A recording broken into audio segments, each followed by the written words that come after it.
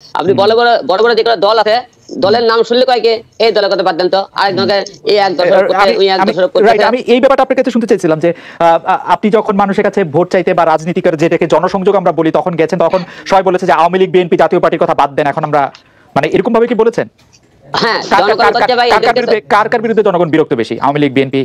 জনগণ করছে আওয়ামী লীগ বলেন বিএনপি বলেন জাতীয় পার্টি, এদের মনে করে অনেক বছর দেখছে এদেরকে অনেক দেখলাম বারে বারে এরা একই রকম কয়, ভোটের আগে খালি বড় বড় কথাবার্তা বলে, ভোট চলে গেলে কারো কোনো খবর রাখে না। যে আমরা তো অনেক দেখলাম, আমাকে জীবনে কি করলো তারা, ভোট চলে গেলে তাদেরকে খোঁজ পাওয়া যায় না। তাই আমরা নতুন কাউকে চাই যে নতুনটা কি করে। জনগণ মনে করে আমাদের এই দলগুলোর উপর একদম এতটাই রাগ যে নতুন কাউকে চাইতেছে। এই নতুনটা বলে দেখেন যাকে খুঁজে পাইতেছে কলার গাছও দাঁড়াইতেছে, লোকদের তারই উপর কিন্তু হুমড়ি খেয়ে পড়তেছে, আমরা কি ভোট দেবো, এদেরকে আর সহ্য হইতেছে। কলা গাছের উপমাটা কেন বললেন? মানে কলা গাছকেও ভোট দেওয়ার প্রসঙ্গটা কোথেকে আসলো? মানে আপনি কি এই ধরনের কোনো কথা শুনেছেন যে মানে মানুষ এরকম কথা বলছে যে এখন যদি এইসব দলের বিরুদ্ধে কলা গাছও দাঁড়ায় তাহলে তাকেও আমরা ভোট দিব?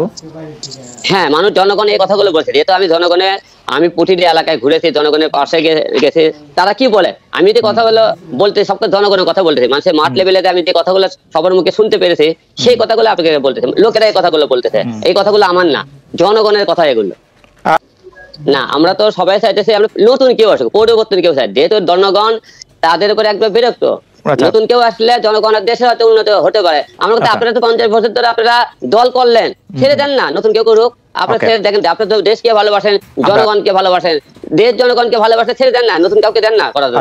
আচ্ছা, সেই নতুনদের মধ্যে আপনার মধ্যে কি এমন বিশেষত্ব আছে বা আপনার মধ্যে কি এমন বৈশিষ্ট্য আছে বা আপনার কি এমন গুণ আছে যার জন্য আসলে বাংলাদেশের মানুষ আপনাকে আইন প্রণেতা বা এমপি বা সংসদে বা প্রেসিডেন্ট বা প্রধানমন্ত্রী হিসেবে দেখতে চাইবে? আপনার কাছে কি মনে হয়?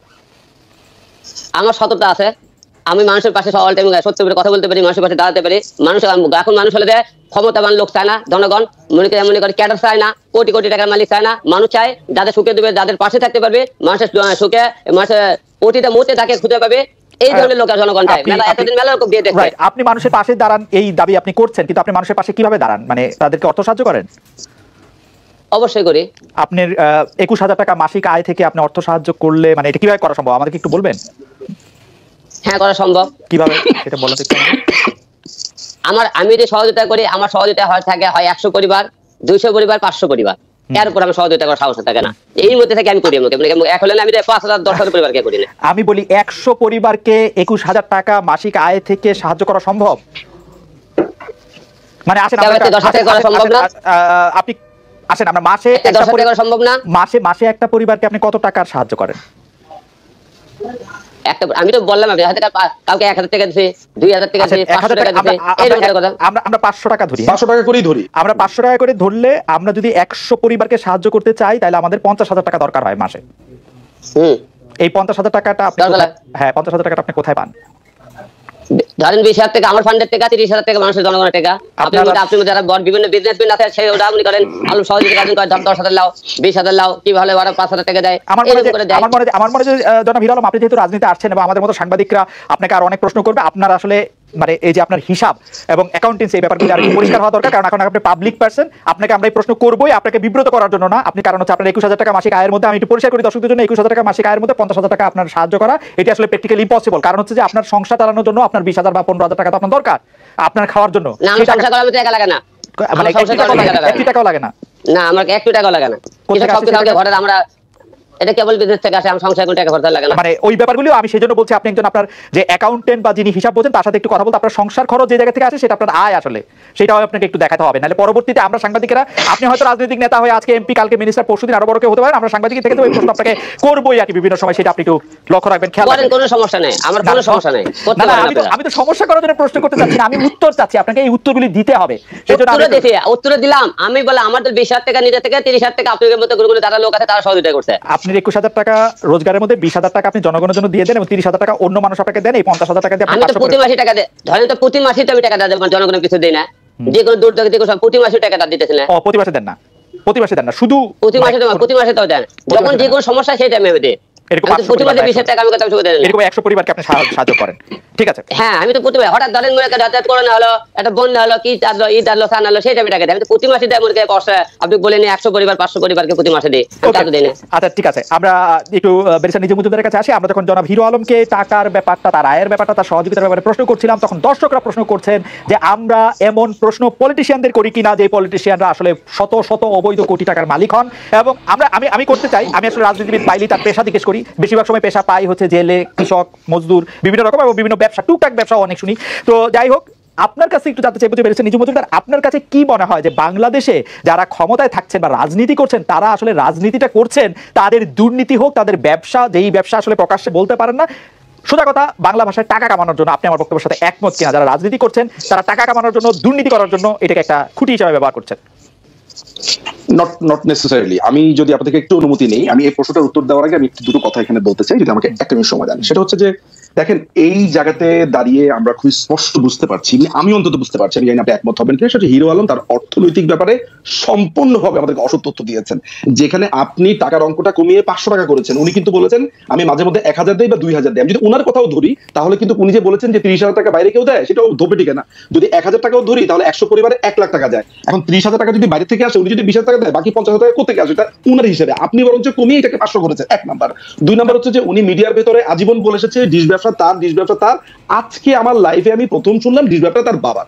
এই কিছুদিন আগে, মানে আমি যদি একটা পার্সোনাল ব্যাপার, তার ওয়াইফ বলেছেন, আমি একটু বলি, বাংলাদেশে অনেক রাজনীতিবিদ, আমি একটু বলি হিরো আলম, বাংলাদেশে অনেক রাজনীতিবিদকে আমি প্রশ্ন করে জেনেছি, তাদের কাছে কিছুই নেই, কোনটা তার বাবার আছে, কোনটা তার স্ত্রীর নামে আছে, এরকম অনেকেই অনেকভাবে ব্যবসা করে থাকেন।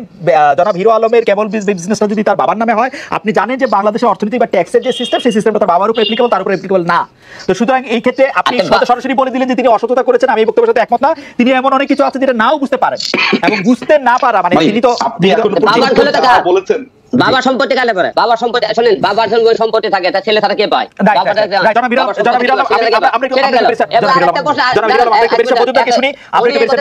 দাঁড়ান, আরেকটা দাঁড়ান, একটু আমি কথা বলতে দেন। উনি তো বলে প্রতি মাসে আজ 50,000, 1 লাখ, 2,000 টাকা, 3,000 টাকা, 1,000 টাকা আমি বলছি। আমি কি বলছি প্রতি মাসে আমি দান করি?